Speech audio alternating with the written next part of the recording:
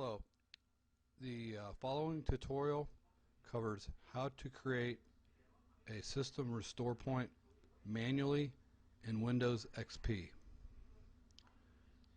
From the Windows desktop, click on Start. Then All Programs, Accessories, System Tools, System Restore. At this point, the System Restore menu should appear on your screen.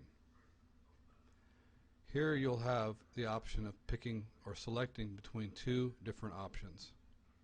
Either restore my computer to an earlier time or create a restore point. Using your mouse here, you will select create a restore point and then click next.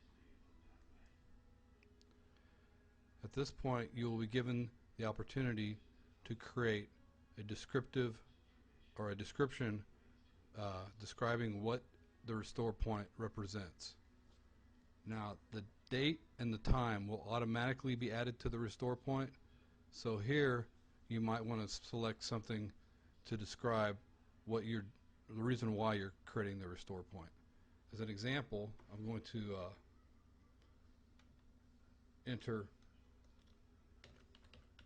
create a restore point just prior to installing my new video card.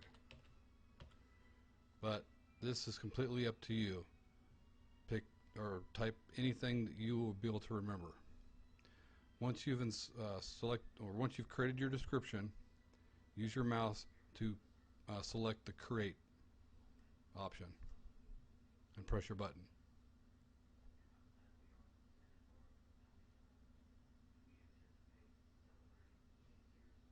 After a few seconds, you should get a message letting you know that your restore point has been created with the date and the time and the description that you just entered a few moments ago.